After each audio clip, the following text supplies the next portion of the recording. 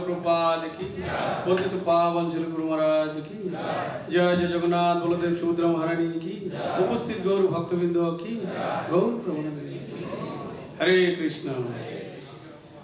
तो ভালো আছেন সবাই না? আপনাদের মানে এতদিন যেমনই ছিলাম এখন আপনাদের মাঝে এসে খুব ভালো লাগতেছে, ভালো আছি। তো যাই হোক, আমার কোনো ধরনের শাস্ত্রজ্ঞানী কিন্তু নেই। হ্যাঁ, আপনারা এটা কনফার্ম থাকেন, জেনে রাখেন আগে এখন।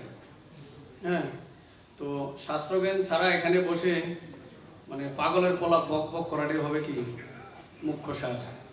তো তারপরও গুরু গৌরাঙ্গের আদেশ কে বহন করে? যারা গুরু মহারাজ বা প্রভুপাদের প্রতিনিধি। হ্যাঁ, যেমন প্রভুপাদ অপ্রকট হওয়ার পরে ওনার যত আদেশ আছে বাণী সেবা, সেগুলা কারা হৃদয়ে ধারণ করছেন? ওনার শিষ্য যারা বর্তমানে আমাদের গুরুবর্গরা রয়েছেন। তো সেই শিষ্যদেরই আবার কিছু প্রতিনিধি আছে, সারা বিশ্বই ছড়িয়ে ছিটিয়ে আছে। তো তদ্রূপ আমাদের এই যে এখানে যে আমরা বসে আছি বা এখানে যে আছি, এখানেও কি আমরা কার হয়ে, কার প্রতিনিধি হয়ে সেবা করছি? শ্রীল প্রভুপাদ এবং গুরু গৌরাঙ্গের। তো সেই প্রতিনিধিদের আদেশ আমাকে বলা হয়েছে যে মহাপ্রভুর লীলাবিলাস নিয়ে একটু আলোচনা করার জন্য। তো চৈতন্য চৈতামৃতে উল্লেখ করা আছে যে ভগবানের আসলে লীলাবিলাসের কি কোনো শেষ নেই। আছে?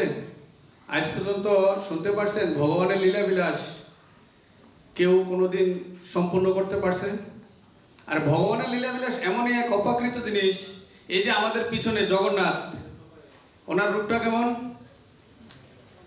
চোখ বড় বড়, নাকটা কেমন, হাতগুলো অসম্পূর্ণ, তাই না? এই ভগবানের নিজের লীলা নিজে শ্রবণ করে এই রূপটা কিন্তু পেয়েছিলেন, জানেন তো সবাই না? তাহলে বুঝেন ভগবানের লীলা বা ভগবানের কথা কত কত গুরু ঢিপ, যে নিজের জীবনের লীলা, নিজের লীলা বিলাস নিজে শুনেই শিহরিত হয়ে রূপ পরিবর্তন হয়ে যাচ্ছে। হ্যাঁ, তো সেই জায়গায় আমি কে? ভগবানের লীলা বলার মতো সেই সামর্থ্য আসলে আমার নেই। কিন্তু তারপরও আমাদের পূর্বতন গুরুবর্গ আচার্যদের কাছ থেকে যা শ্রবণ করেছি সেখান থেকে একটু আলোচনা করার চেষ্টা করব। তো শাস্ত্রে বলেছে যে চৈতন্য গোসাই লীলা অমৃত সার, সর্ব ইন্দ্রিয় পূর্ণ হয় শ্রবণে যাহার। অর্থাৎ চৈতন্য গোসাই আমাদের এই চৈতন্য মহাপ্রভুর লীলা, এটা এতই অমৃত সার যে এগুলো শ্রবণ করলেই আমাদের কি সর্ব ইন্দ্রিয় কি হবে? পূর্ণ হবে। পূর্ণ বুঝেন তো? আমাদের ইন্দ্রিয়ের কিন্তু শেষ নেই। হ্যাঁ, মন এই মুহূর্তে একটা চাচ্ছে, চোখ আরেকটা চাচ্ছে, হৃদয় আরেকটা চাচ্ছে। প্রতিটা ইন্দ্রিয় আলাদা আলাদা আলাদা ভাবে কি কর্ম সম্পাদন করতেছে। তো এই ইন্দ্রিয়গুলোকে বলছে কি সর্ব ইন্দ্রিয় পূর্ণ হয় শুধুমাত্র মহাপ্রভুর এই লীলা বিলাস শ্রবণ করলে। তো আমরা এখানে সবাই জানি মহাপ্রভু কেন এই জগতে আবির্ভূত হয়েছেন। কেন আবির্ভূত হয়েছেন? হ্যাঁ, ওনার প্রণাম মন্ত্রে কি বলা হয়েছে? নমো মহাবদান্নায়তে কৃষ্ণ প্রেম প্রদায়তে।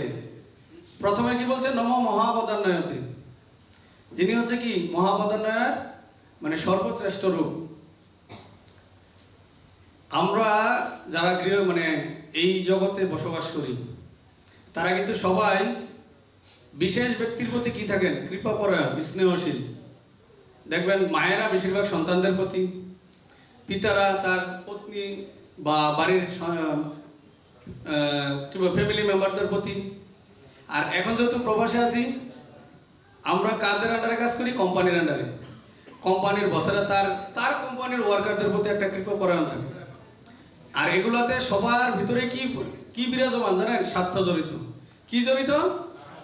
কিন্তু মহাপ্রভু এখানে এসে অকাতরে স্বার্থ বহির্ভূত ভাবেই সবাইকে বিতরণ করে গেছে। বিতরণ করে গেছে না?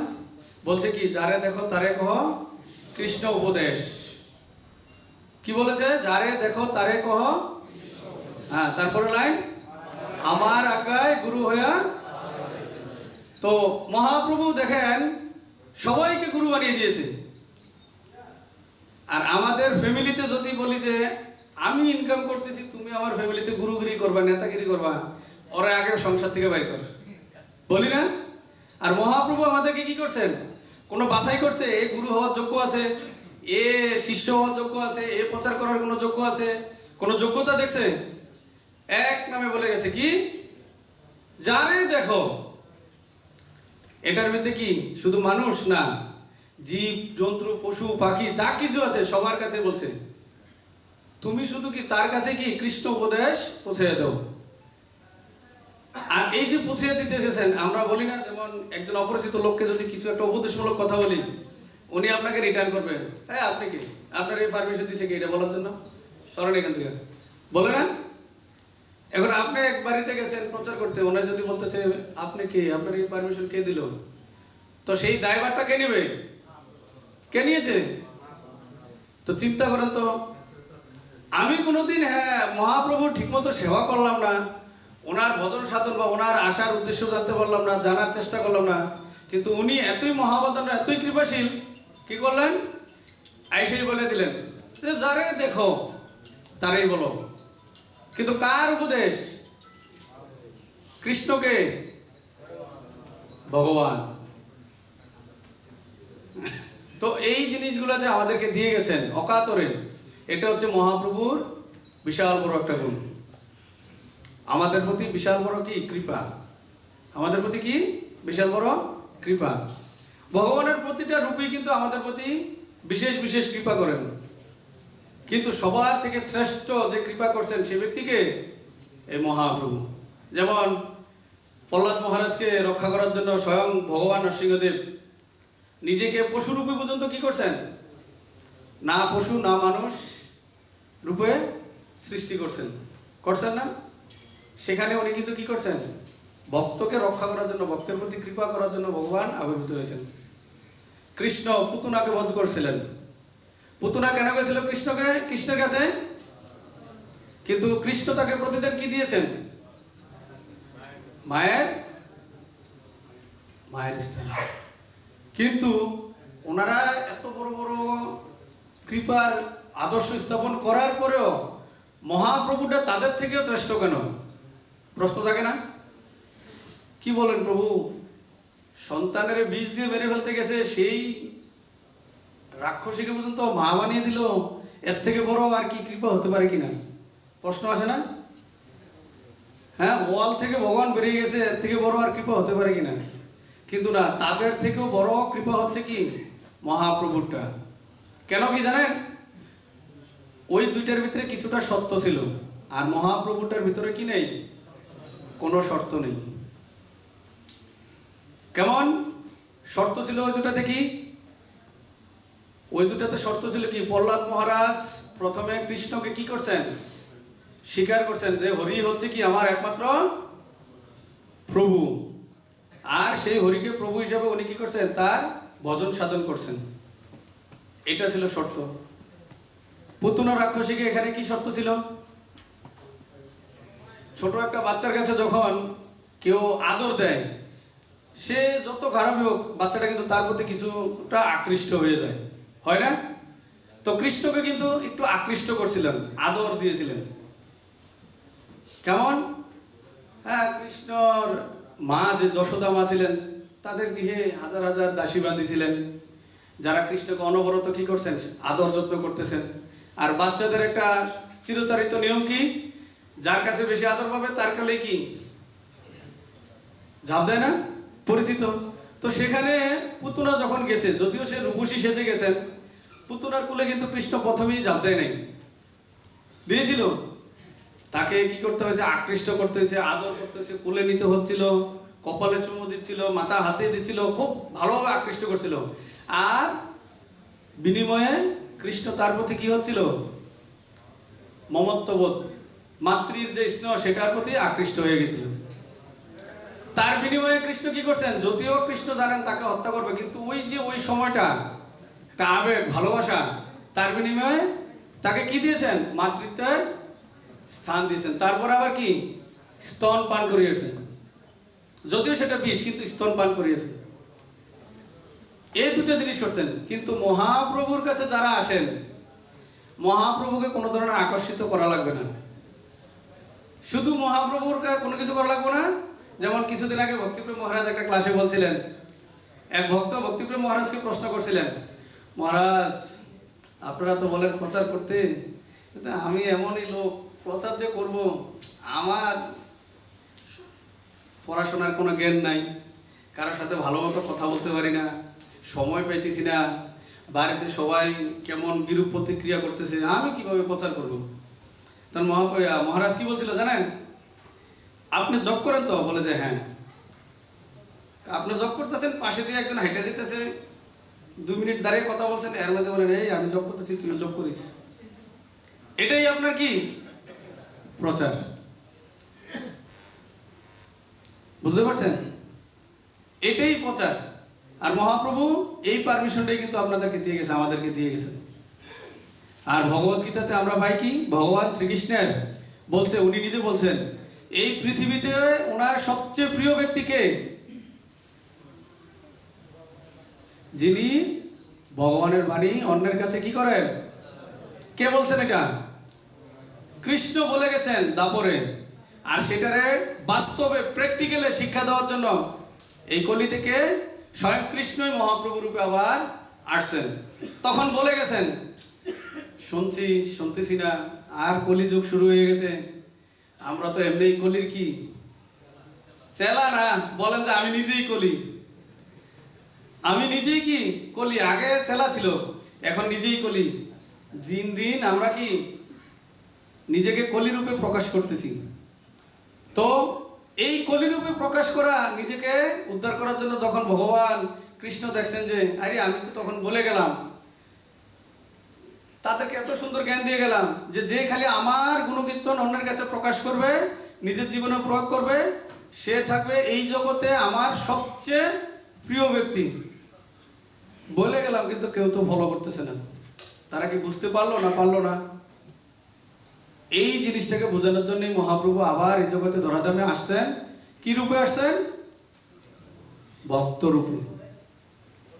হ্যাঁ, কি রূপে আসছেন? আর এসে আমাদেরকে কি দিচ্ছেন? এইভাবেই শিক্ষা দিয়ে গেছেন। হ্যাঁ, এখানে বলা হয়েছে কি চৈতন্য চৈতন্যতে, শ্রীকৃষ্ণ চৈতন্য দয়া কর বিচার, বিচার করিলে চিত্তে পাইবে শ্রীকৃষ্ণ চৈতন্য দয়া। তো এই যে মহাপ্রভু যে কত ভাবে আমাদেরকে দয়া প্রদর্শন করে গেছেন, বলছে কি আমাদেরকে আবার এটা কি বলছে? এটা বিচার করার জন্য বলছে। কি করার জন্য? বিচার করার জন্য। এই বিচারের প্রথম পর্যায়ে আমরা কি পাই? এখানে কে বলতে পারবেন যে আমি জন্মসূত্রে একদম 100% পিওর জন্মগ্রহণ করছি, আমার সাথে কোনো পাপ ছিল না? আছেন কেউ? মায়ের গর্ভে থাকতে কত কি খাইছি, মা কি খাইছে ভগবানে না জানেন। আর মারে যে বাবায় খাওয়াইছে, সেই ইনকামের টাকা যে কোত্থেকে আসছে সেটা বাবায় না জানে। বুঝতে পারছেন? বলবেন প্রভু এটা কি বললেন? সন্তান মায়ের গর্ভে থাকবে, তার পাপ কিভাবে আসবে?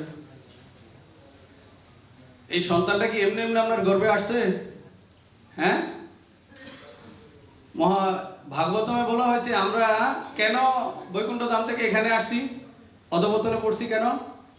আমরা ওখানে থাইকা চিন্ময় জগতে থাইকা স্বাধীনতা পায়া মাঝে মাঝে ভগবানের কি করতাম?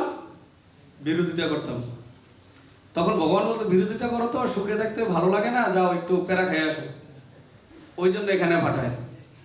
তো সেখান থেকে পাঠানোর সময় যাদের পূর্বজন্মের স্বীকৃতি ভালো, তারা কি ভক্ত ঘরে, ভক্ত মায়ের গর্ভে এবং বৈষ্ণব সমাজে জন্মগ্রহণ করেন।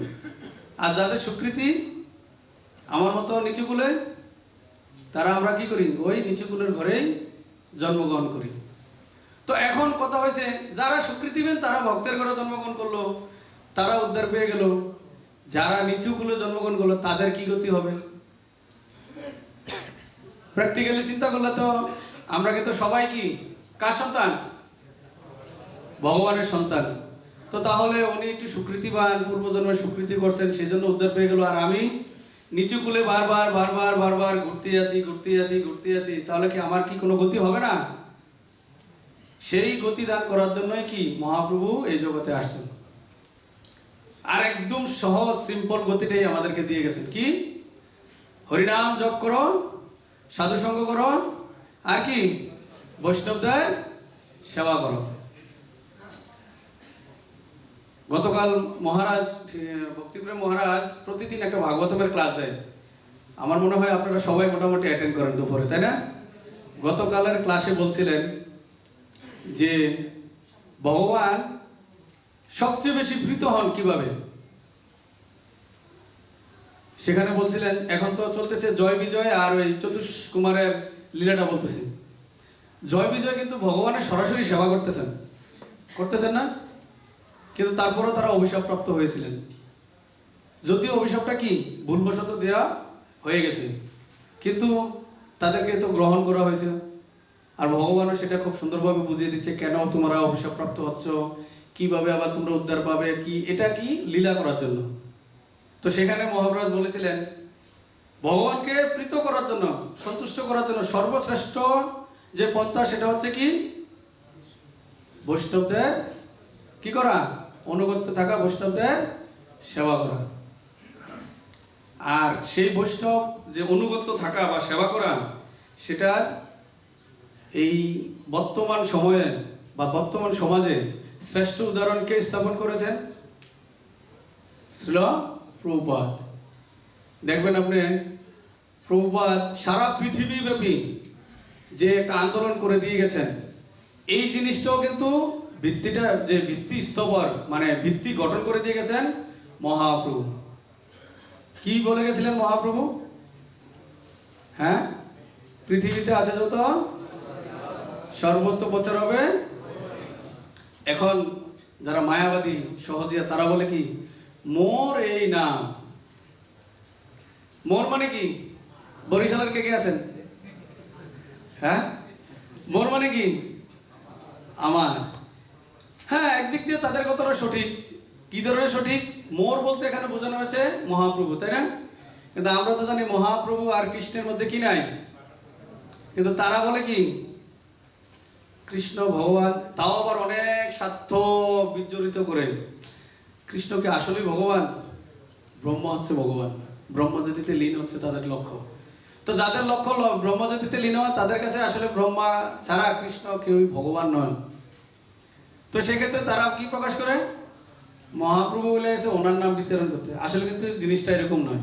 জিনিসটা হচ্ছে কি চৈতন্য মহাপ্রভু এবং রাধা কৃষ্ণ নহে ভিন্ন, তাই না? তো এখানে বলে গেছে যে সারা পৃথিবীতে এই নামটা প্রচার হবে, কিন্তু তার জন্য কি একজন সেনাপতি প্রয়োজন। সেই সেনাপতি হচ্ছেন শ্রীল প্রভুপাদ। আজকে ওনার মাধ্যমে দেখেন পৃথিবীর এমন কোনো জায়গায় বাদ নাই এই হরিনাম প্লাবিত হচ্ছে না, তাই না? তো এই হচ্ছে আমাদের মহাপ্রভুর কি কৃপা। তো আমরা এখানে একটা পয়েন্ট পেলাম, সেটা কি কৃষ্ণের কাছে গেলেই কৃষ্ণ কৃপা করেন, হরির কাছে গেলে হরি কৃপা করেন। আর মহাপ্রভুর কৃপা পেতে হলে মহাপ্রভুর কাছে আসতে হয় না। মহাপ্রভু অলরেডি পারমিশন দিয়ে দিয়েছিল, তুমি অলরেডি গুরু, তোমার কাজ হচ্ছে কি সবার কাছে যেচে যেচে কি করা, কৃষ্ণ নাম প্রচার করা। তারপরে আরো এরকম অনেক লীলা আছে, যেমন মহাপ্রভু এই জগতে আসার আগে থেকেই প্ল্যানিং করছেন। কি প্ল্যানিং করছেন? সবাইকে কি করবেন? কৃষ্ণ নামে মগ্ন করে রাখবেন। মহাপ্রভু এই জগতে আসার আগে থেকেই এটা ওনার প্ল্যানিং করে রাখছে, যাতে মহাপ্রভু এখানে আসে যাতে না দেখে কেউ কৃষ্ণ নাম ব্যতীত বসে আছে। সেজন্য উনি কি করছেন? মহাপ্রভুর আবির্ভাব তিথি কি দিনে? পূর্ণিমা দিনে। কিন্তু ওই দিন কি ছিল? চন্দ্রগ্রহণ। আর আমাদের বৈদিক যে সমাজ বা কালচার, সেখানে কি লেখা আছে? যখন কোনো গ্রহণ আসবে, গ্রহণ আসলে আমাদের কি করতে হবে? মনে করতে হবে এটা একটা অশুভ লক্ষণ। আর এই অশুভ লক্ষণকে খণ্ডন করার জন্য আমরা কার শরণাগত হতে হবে? ভগবানের। তো মহাপ্রভু কি করলেন? উনি যখন আসবেন তার আসার পূর্ব মুহূর্তেই একদম সূক্ষ্ম সময়ে উনি ওনার আদেশেই কি এই সূর্যগ্রহণ চন্দ্রগ্রহণ এই জগতে কি হয়, প্রভাবিত হয়। আর চন্দ্রগ্রহণ প্রভাবিত হওয়ার সময় সকল জীববাসী মানে এই জগৎবাসী কি করতেছিল। আর চন্দ্রগ্রহণ কিন্তু বেশিক্ষণ থাকে না, একবার সারাদিন থাকে না, 2 ঘন্টা 3 ঘন্টা 4 ঘন্টা এরকম একটা সময় থাকে। তো কি করে, বৈদিক কালচার অনুযায়ী যতক্ষণ চন্দ্রগ্রহণ থাকে ততক্ষণ সব ধরনের কাজকর্ম বন্ধ দিয়ে খালি ভগবানের নাম জপ করো। চন্দ্রগ্রহণ ছেড়ে দেওয়ার সাথে সাথে কি গঙ্গায় গিয়ে স্নান করো। তার মানে কি, মহাপ্রভু আসার আগে আমাদেরকে কি করলেন, সমস্ত কৃপার মাধ্যমে আমাদেরকে কি করলেন, শুদ্ধ করে নিলেন, পাপ থেকে মুক্ত করে নিলেন। আমরা জানি না সবাই, একবার নাম নিলে যত পাপ হরে, জীবের কি সাধ্য আছে তত পাপ করে। আর মহাপ্রভু তো নিজেই আসার আগে কি করলেন, সবাইকে দিয়ে এই নাম জপ করে নিলেন, ভগবানের নাম, ভগবানকে স্মরণ, ভগবানের প্রতি আকৃষ্টকরণ। পাশাপাশি কি করলেন, গঙ্গায় স্নান করিয়ে দিলেন। আমরা গঙ্গায় কেন স্নান করি? হ্যাঁ, আমাদের বৈদিক যে শাস্ত্র অনুযায়ী প্রমাণ রয়েছে যে গঙ্গায় স্নান করলে কি হয়, আমাদের পাপ ক্ষয় হয়, পুণ্য অর্জিত হয়। তো সেটাই কি করলেন মহাপ্রভু, আমাদেরকে আসার পূর্বেই অলরেডি আমাদেরকে কি করলেন। এটার একটা এক্সাম্পল হতে পারে, আমরা তো সবাই সিঙ্গাপুরে আসছি না বাংলাদেশ থেকে, কেউ ট্রেনিং সেন্টারের মাধ্যমে, কেউ মানে যেভাবে হোক আসছি। এখন এখান থেকে এজেন্টে আপনারা বললো যেদিন আসবেন সেদিন থেকে স্যালারি না, যেদিন আয়সা কাজে জয়েন করবেন ওই দিন থেকে স্যালারি। আর এখানে আয়সা দেখলেন কি বসে, আমরা যেদিন আইপি পারিছি সেদিন থেকে আমরা স্যালারি মানে কি রেডি, কাজ করার আগেই ব্যাংকে ঢুকে গেল। কেমন লাগবে ফিলিংস? আর কোম্পানি তো সুপার, ভেরি গুড। এই কাজের সময় হয় না, আর না বসে আমার এত কিছু দিছে, আমি যদি 10 মিনিট বেশি কাজ না করে দিই কেমন লাগে, বসে আমার এত আসে না, এই ফিলিংসটা আসে না? তো ওই জগৎবাসী ওরকম। তো ওখানে কি হলো, সবাই জানেন, সবাই না সরি মানে বিশিষ্ট কিছু ব্যক্তিবর্গ জানেন যে মহাপ্রভু আসবেন, যারা সাধনা করে ওনাকে আনতেছেন, কিন্তু জগৎবাসী তো জানেন না। আর মহাপ্রভুর কৃপায় জগৎবাসী কি করলেন, যখন মহাপ্রভু আসবেন, উনি আচার আচরণ শিখাবেন, আমরা ভজন সাধন করব, তারপরে কি আমরা কি পাবো, কৃপা পাবো। সেটাই তো নর্মাল না? কিন্তু মহাপ্রভু আসার আগেই আমরা কি কৃপাপ্রাপ্ত হয়ে গেছি। কিভাবে? এই হরিনাম এবং গঙ্গা স্নানের মাধ্যমে। তো এই হচ্ছে মহাপ্রভুর মানে আসার পূর্বে থেকেই আমাদের প্রতি কি কৃপান্বিত করার শুরু। তারপরে মহাপ্রভু ভূমিষ্ঠ হলেন। আর ভূমিষ্ঠ হলে কি হয়, এখন হয়তো এই কালচারটা নাই, এখন শুধু আত্মীয় স্বজনের মধ্যে বিরাজ। আমি ছোটকালে যাই, আমার বয়স হচ্ছে আরো 20-25 বছর আগে, আমি ছোটকালে আমাদের এলাকায় দেখতাম কারো বাড়িতে যদি কোনো সন্তান ভূমিষ্ঠ হতো, ওই এই বাড়ি থেকে ওই বাড়িতে পাড়া প্রতিবেশী অনেক মাতাজিরা, বিশেষ করে মাতাজিদের এটা একটা আকর্ষণ, আরে অমুকের ছেলে হয়েছে, অমুকের মেয়ে হয়েছে, একটু দেখে আসে, করে না মাতাজিরা? হ্যাঁ, তো গিয়া এই একটু দেখা তো কেমন হয়েছে, এই মাথায় চুল আছে কিনা, হাতগুলা কেমন, পাগুলা কেমন। আর কান্না করলে এই কান্না করে কেন, বুকের দুধ খাওয়াও, এই করো, নয়তো ব্যথা পাচ্ছে, ভালোভাবে কুলে নাও। এগুলো হচ্ছে কি, এটা মাতাজিদের সহজাত প্রবৃত্তি। তো মহাপ্রভু এরকম আবির্ভাব হওয়ার পরে আশেপাশে সবাই আসতেছে, বিশেষ করে মাতাজিরাই সবাই আসতেছে। যখন সবাই আসে তখন মহাপ্রভু ইচ্ছা করে কান্না শুরু করে। আর কি কান্না, এই গিয়ে বলতেছে, আরে ও তো কান্না করতেছে, বাচ্চাটা কান্না করতেছে, এইভাবে রাখে ওইভাবে রাখে, দুগ্ধ পান করাতেছে, কোনোভাবে কি তার কান্না বন্ধ হয় না। তো কেউ যদি একটু হাততালিতে বলে হরে কৃষ্ণ, বাস কান্না বন্ধ। তো একজনে যখন হরে কৃষ্ণ বলে হাততালি দিছে, কান্না বন্ধ। পাশের জন্য বলতেছে কিন্তু আমি একটু দেখি, আর ওনার দিকে যখন তাকায় আবার মহাপ্রভু কান্না শুরু। তো উনি আবার বলতেছে এই বাবা কান্না করে না, থামে না। উনিও যখন বলে হরে কৃষ্ণ, আবার কান্না বন্ধ। বুঝতে পারছেন? তো এভাবে কি করতেছে, যেই ওকে দেখতে আসতেছে বাচ্চাকে, সবাইকে কি করতেছে, ওই যে কান্না বন্ধ করার সময় কান্না বন্ধ করার জন্য কি করতেছে? হরে কৃষ্ণ কৃষ্ণ কৃষ্ণ হরে হরে, হরে রাম রাম রাম হরে হরে। বাস, যতক্ষণ কান্না বন্ধ রাখে, মানে এই মাতাজিরা কীর্তন করে, ততক্ষণ মহাপ্রভু কান্না বন্ধ, হাসি। আর মহাপ্রভুর রূপ ছিল কি?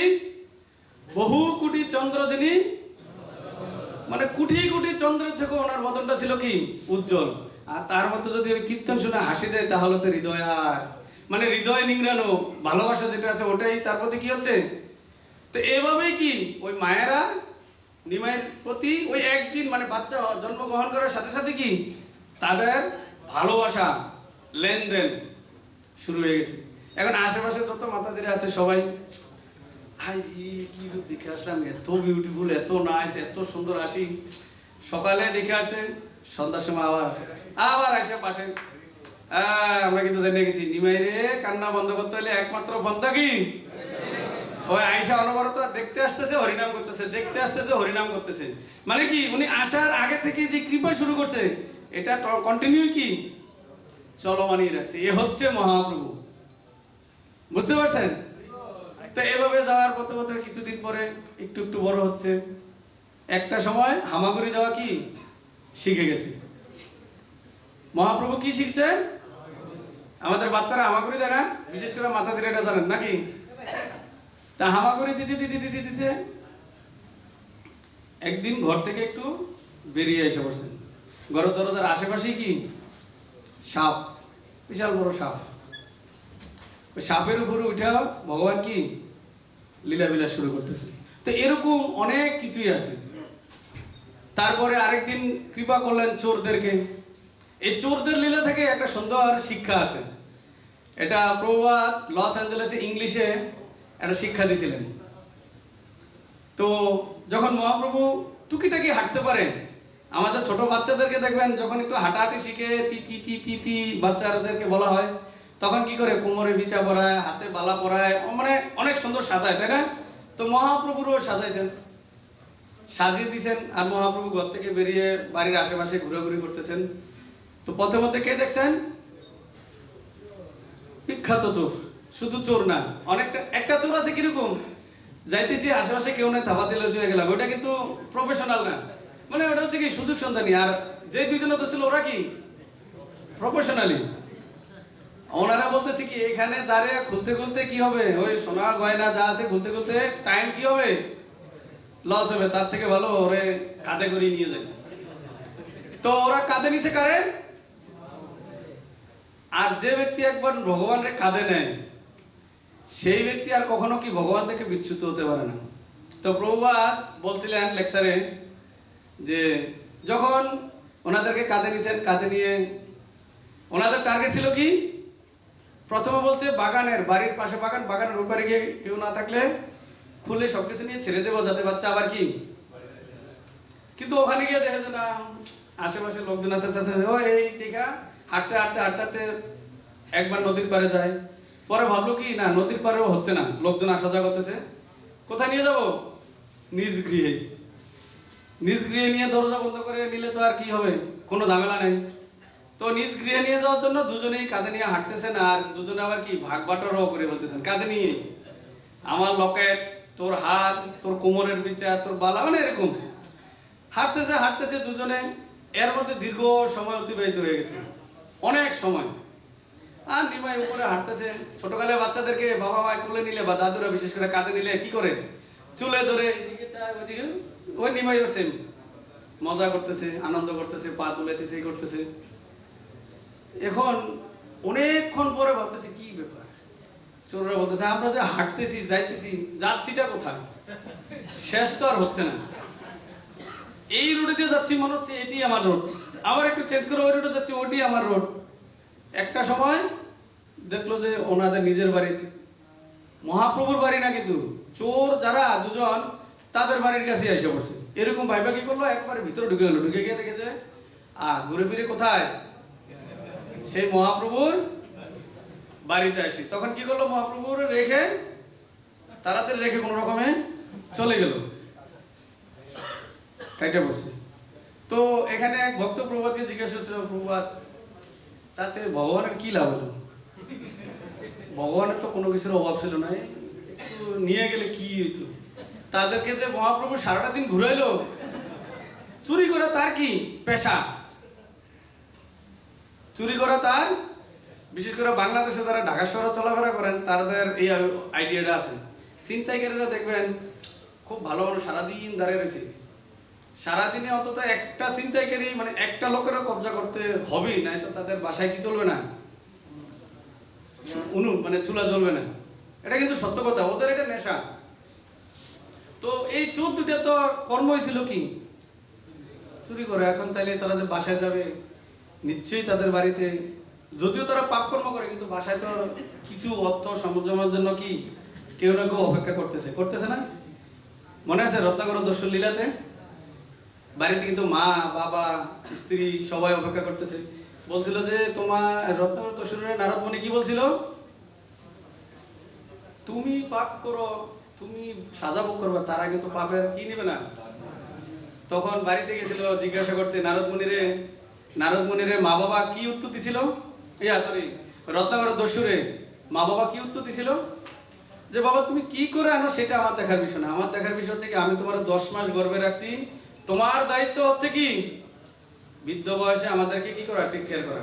স্ত্রীর কাছে গেছিল, তুমি তো আর বৃদ্ধ না, তুমি তো আর আমাকে গর্ভে ধারণ করো নাই, তোমার তো সমান ভাগ দিতে হবে। বলছে না, পতি হিসাবে তুমি আমাকে যজ্ঞের মাধ্যমে গ্রহণ করছো, তুমি তখন শপথ করছো, তুমি কিন্তু আমার সমস্ত ভরণ পোষণ কি করবা, দিবা। তো সেই হিসাবে তুমি যা ইচ্ছা তা করো। তো তদ্রূপ এখানে পেশটা কিন্তু এরকম। চোরের বাড়িতে যারা আছে তারা তো তখন প্রভুপাদ এটা একটা সুন্দর কূটনীতিক অ্যান্সার দিছিল, কি জানেন, যে দেখেন ভগবান বলছে, ভজনে বলছে না কি, যেসব স্থানে আমি ভুলে গেছি, মানে এটা এরকম হচ্ছে পরিক্রমা করে না, যে সমস্ত স্থানে ভগবানের পার্শ্বদরা ভগবান লীলা বিলাস করছেন, সে সমস্ত স্থান আমাদেরকে কি বলছে, সেসব স্থান হেরিব আমি প্রণয়ী ভগতি সঙ্গে। বলছে যারা ভগবানের প্রতি প্রেম ভালোবাসা আছে, ভগবানের প্রতি শ্রদ্ধা আছে, তাদের সঙ্গে নিয়ে, যেমন এই যে 1 সপ্তাহ আগে কি গেল, নবদ্বীপ পরিক্রমা গেল না? এখানে কেউ গেছেন কোনো সময় আগে পরে পরিক্রমায়? গেছেন। ওখানে কি হয়, পরিক্রমাতে গেলে এক একটা টিম করে, ও সমস্ত টিমে মহারাজরা গুরুবর্গরা কি থাকেন, লিডার, সেখানে গিয়ে এরকম প্যান্ডেল তৈরি করে, এই জায়গাতে ভগবান এই লীলা করছেন, ওই জায়গাতে এই লীলা করছেন, এরকম কি করেন, পরিক্রমা করায়। আর পরিক্রমার মাধ্যমে কি হয়, আমাদের কুকৃতি বিনাশ হয়ে সুকৃতি অর্জন হয়। তো প্রভুপাদ বলছে, আরে উনি যেখানে ভগবান নিজে লীলা বিলাস করেন, আবির্ভূত হয়েছেন, লীলা বিলাস করবেন, লীলা বিলাস করার আগেই দেখেন ভগবান স্বয়ং চৈতন্য মহাপ্রভু ওই 14 জনকে কি অলরেডি পরিক্রমা করিয়ে ফেলছেন। এর থেকে বড় সম্পদ আর ওদেরকে কি দিতে পারে? আমরা তো হাটটা নিলে আজকে বিক্রি করতো, 2 দিন খাইতো, কিন্তু ও যে এত বছর ধরে চুরি করলো, বদমাশি করলো, আরো যাই কিছু করলো, যে সমস্ত পাপ হয়েছে, স্বয়ং ভগবানের ঘাড়ে বসে পরিক্রমা করে সমস্ত পাপ থেকে কি হয়ে গেল। তো এর থেকে বড় আর কি কৃপা হতে পারে, মানে হতে পারে। তো এই যে চোর, আমাদেরও মাঝে মাঝে প্রশ্ন থাকতে পারে, কৃষ্ণ যখন লীলা করছে তখন ওই যে ফল বিক্রেতা ফল দিছে, বিনিময়ে ওনারা কি দিয়ে দিচ্ছেন, অনেক অলঙ্কার দিয়ে দিচ্ছেন, কিন্তু মহাপ্রভু তো এখানে কিছু দিলেন না। কিন্তু প্রভুপাদ বলছে কি, মহাপ্রভু এখানে যেটা দিচ্ছেন সেটা হয়তো আমরা দেখতে পাচ্ছি না, কিন্তু প্রকৃতপক্ষে সেটা কি বিশাল বড় এক কৃপা। আর সেখান থেকে আমাদেরকে শিক্ষা গ্রহণ করতে বলছে প্রভুপাদ, কি ওখানে মহাপ্রভুকে চোরেরা কুলে নিয়েছেন, আমরাও যাতে এই মহাপ্রভুর যে আজ্ঞা আদেশ সেটা যাতে আমরাও কি কাঁধে নেই। আর কাঁধে নিয়ে কি করব, মনে করেন যেখানে যাচ্ছি, চোরে যেমন যেই পথে যাচ্ছে সেটাই মনে হচ্ছে কি এটাই আমার বাড়ি, যেই পথে যাচ্ছে ওটাই আমার বাড়ি। তো তদ্রূপ আমাদেরকে প্রভুপাদ বলে গেছেন, এই মহাপ্রভুর এই প্রেরিত বাণী, মহাপ্রভুর এই প্রেরিত কৃপা আমরাও যাতে কাঁধে করে যেখানেই যাই, ইভেন তো নরকেও যদি ভক্তদেরকে নরকেও যেতে হয় সেখানেও বলছে এটাকে কৃপা স্বরূপ গ্রহণ করে ওখানে নিয়ে যেতে এবং সেখানে কি প্রচার কার্যে লিপ্ত হতে। তো এই হচ্ছে মহাপ্রভুর শিক্ষা, প্রভুপাদের শিক্ষা। তা আমরা মোটামুটি কয়টা কৃপা পেলাম বা শিক্ষা পেলাম মহাপ্রভুর কাছ থেকে? এইভাবে। তারপরে তো নেক্সট আরো বড় হচ্ছে, আরেকটু বড় যখন হচ্ছে, স্কুলে ভর্তি হলে পাণ্ডিত্য পাশ করে গেল, তো সেখান থেকে যেমন এই যে এখন দেখবেন আজকে 2-1 দিনের ভিতরে গুরু মহারাজের একটা লেকচার খুব ভাইরাল হয়েছে ব্রাহ্মণদেরকে নিয়ে, ভাইরাল হয়েছে না? শুনছিলেন? হিন্দিতে যদি বলছিল গুরু মহারাজ কি, যে ব্রাহ্মণরা গঙ্গার পাড়ে গিয়ে প্রতিদিন গায়ত্রী করতেছিল। কি করে? যারা ব্রাহ্মণ দীক্ষিত তারা কিন্তু গায়ত্রী জপ করেন, ভগবানের ধ্যানের মাধ্যমে ভগবানের স্থিতি কি করেন, নিজে হৃদয়ঙ্গম করেন স্থিতি। তো ব্রাহ্মণরা নদীর পাড়ে গঙ্গার পাড়ে বসে বসে ধ্যান করতেছেন, আর মহাপ্রভু পিছনের থেকে খোসা দিয়ে বলে তুমি চোখ খুলো, চোখ বন্ধ করে আমার ধ্যান করার কোনো প্রয়োজন নেই, এই পিছনের দিকে তাকিয়ে দেখো আমি এখানে আছি। চিন্তা করেন আমরা সবাই জগন্নাথের দিকে তাকিয়ে আছি, জগন্নাথ কোথায়, আর পিছনের দিকে যদি একজন আপনার খোসা দিয়ে বলে এই যে আমি জগন্নাথ, কেমন লাগবে? হ্যাঁ। তো মহাপ্রভু কিন্তু এভাবেই কি করছেন, কৃপা করছেন। আরেক ব্রাহ্মণ মহাপ্রভুর বাড়িতে আসছিলেন, সমস্ত নবদ্বীপ পরিক্রমা করে মহাপ্রভুর বাড়িতে আসছেন। বাড়িতে এসে মহাপ্রভুর পিতার নাম তো বলি নাই এখনো, না জানেন তো সবাই? হ্যাঁ, পিছনের দিকে একজন বলেন, রিবল। মহাপ্রভুর পিতার কাছে আয়সা বলতেছে ব্রাহ্মণ যে আমি গোপালকে নিয়ে নবদ্বীপ পরিক্রমা করে আসছি, মোটামুটি অনেকদিন সময় লেগেছে, প্রতি গৃহে গিয়ে কি গোপালকে ভোগ দিয়েছিলাম, কিন্তু সেগুলা কি দিয়ে দিয়েছি, ফল ফল বা বিভিন্ন জিনিস দিয়ে, কিন্তু অনেকদিন যাবত আমার গোপালকে কি অন্ন ব্যঞ্জন দিয়ে কি করা হয় নাই, ভোগ দেওয়া হয় নাই। তুমি যদি কৃপা করে তোমার গৃহে একটু ব্যবস্থা করো, আমি রন্ধন করে কি করব, ভোগ ব্যঞ্জন দিয়ে ভগবানকে। একথা শুনে তো জগন্নাথ মিশ্র কি একবারে খুব আনন্দিত। তো উনি মোটামুটি সবকিছু ব্যবস্থা করে দিয়েছেন। কি করে দিয়েছেন? যা কিছু প্রয়োজন রান্নার জন্য, অন্ন রান্নার জন্য চাল সবজি যা কিছু প্রয়োজন ব্যবস্থা করে দিয়ে বলছে যে হ্যাঁ ব্রাহ্মণ, এই যে এই রুমে যান, এখানে বসে বসে আপনি রান্না করবেন, আর এই হচ্ছে আমাদের সিংহাসন, এখানে ভগবানকে ভোগ নিবেদন করবেন। নিমাই তখন কতটুকু ছোট বাচ্চাই, কোন রকম টুকুরটা করে হাঁটতে পারে, শোয়ে রাখে, ঘুম ভাঙলে উঠে দৌড়াদৌড়ি করতে পারে, কতটুকু বয়সের। তো ব্রাহ্মণ কি করেন, প্রথমে একবার রান্না করলেন, রান্না টান্না করে সবকিছু সূচি করে সিংহাসনের সামনে নিয়ে, যেখানে ভগবানের চিত্রপট আছে সেখানে নিয়ে ভোগ লাগাবেন। তো আমরা ভোগের সময় কি করি, ভগবানকে আহ্বান করি। আমরা কি করি, যে মন্ত্রটা বলি ওই মন্ত্র দিয়ে কি খাওয়াই? ডাক্তারের কাছে গেছেন এখানে কেউ? জান নাই? গেলে কি করে, গেলে কি ওষুধ দিয়ে দেয় না আগে একটু চেক টেক করে?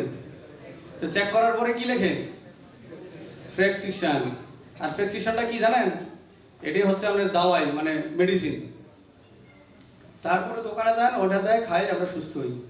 তো এই ভগবানের ভোগ নিবেদনটা অনেকটা এরকম, আমরা রান্না বান্না করি, মনে মনে ইয়ে করি ভগবানকে দেব, কিন্তু কখন গিয়ে দেওয়া হয়, সামনে নিয়ে রেখে দিলাম ওইটাই দেওয়া। ভগবানকে কি করা হয়, মন্ত্রের মাধ্যমে। তো ওই ব্রাহ্মণও কি করছেন, রান্না টান্না করে সবকিছু গুছিয়ে ভগবানের সামনে নেয়, যখনই মন্ত্র বলে তখনই ওই নিমাই ঘরের থেকে ঘুম ভেঙে, ঘুম থেকে উঠে যায়, দৌড়ে এসে কি করে, ওই ব্রাহ্মণ ধ্যানে আছে। ধরেন সাপোজ এখন আমরা যেই প্রণাম মন্ত্র বলে ভগবানকে ভোগ লাগাই, নম মহাবাদান্নয়তে কৃষ্ণ প্রেম পদ্ধতি, ওই বলতে না বলতেই নিমে এসে হাজির। আইসা কি করে, আমরা যখন প্রসাদ পাই সবটা কি একবারে মুখে দেই, এক মুষ্টি করে ধরি। তো নিমে এসে কি করে, এক মুষ্টি ধরে আর কি করে মুখে দেয়। আর ব্রাহ্মণে বলে আরে কি হলো, সর্বনাশ করে ফেলছো, দিলাম ভগবানের খাও তুমি, যাও যাও যাও যাও, যাক বের করে দিল, দিয়ে এখন এটা উচ্ছিষ্ট হয়ে গেল।